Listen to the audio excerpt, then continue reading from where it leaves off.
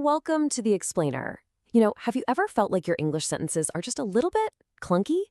Well, today, we're going to let you in on a little secret, a simple grammar tool that will make you sound so much more natural, just like a native speaker. Just listen to the difference here. On the left, it's okay, but it sounds a bit choppy, right? They called a lawyer. The lawyer lived nearby. Now listen to the one on the right. They called a lawyer who lived nearby. It just flows. It's so much smoother. We're going to break down exactly how to do that. So what is this magic trick? Well, it's something called a defining relative clause. Now, don't get scared by the fancy grammar name. Its job is actually super simple. It just connects your ideas together so they sound great. And that first word, defining, is really the most important part. They're called that because this information is absolutely essential. You can't get rid of it. If you take it out, the whole meaning of your sentence can change, or just get completely lost. Take a look at this.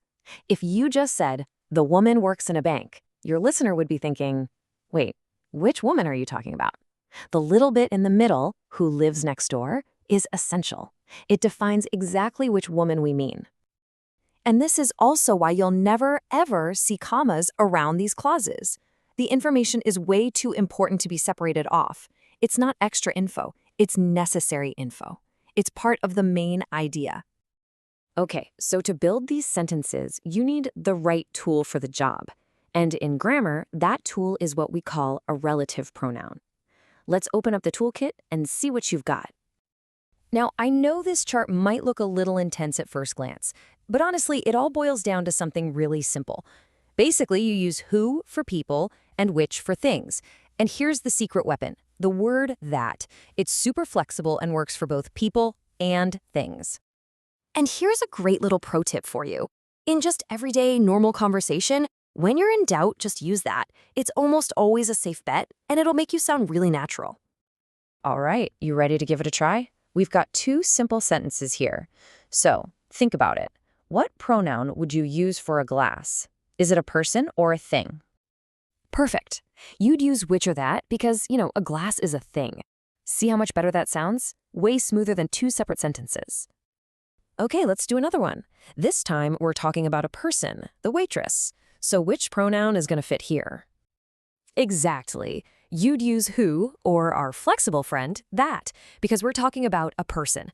You are definitely getting the hang of this. Okay, now it's time for the pro move. This is the thing that's going to make you sound even more fluent. Sometimes you can just make the pronoun disappear completely, which makes your sentences even tighter and more natural. So here's the one and only rule you have to remember for this trick. You can only drop the pronoun when it's the object of the clause. Now, I know what you're thinking. Subject, object, that sounds like a complicated grammar lesson. But I promise there is a super, super simple way to tell them apart. And here is that simple trick. All you have to do is look at the word that comes right after the pronoun.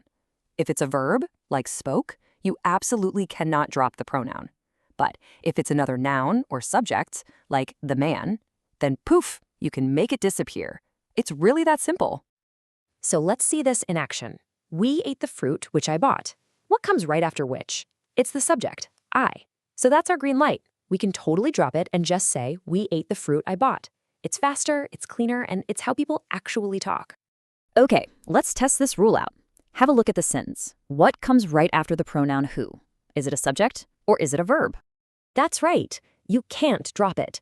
Because who is followed immediately by the verb is, that means who is the subject, and it has to stay right where it is. Okay, last one for this section. Can you drop that in the sentence? The food that David cooked was delicious. What do you think? Yes, you absolutely can. This is a perfect example. The pronoun that is followed by the subject David, so that is an object pronoun, and it's totally optional. The food David cooked was delicious. Sounds great, doesn't it? All right, we've gone through all the different pieces. Now let's just put it all together into a really simple 4-step checklist that you can use anytime you want. So here's the process. Step 1, just find the noun that your two sentences share. Step 2, pick the right pronoun for the job, who, which, or that. Step 3, just combine them. And step 4, the pro move, check if you can drop that pronoun to sound even more natural. And of course, just like with anything new, knowing the rules is a great first step. But actually practicing this stuff using it until it becomes automatic, well, that's what really builds true fluency. So let's practice right now. I'm going to leave you with a question. What's the best film that you've ever seen? Notice that? Or I could drop the pronoun and ask, what's the best film you've ever seen? Go ahead and try to answer that out loud. You're already using this skill. Thanks for joining us for this explainer.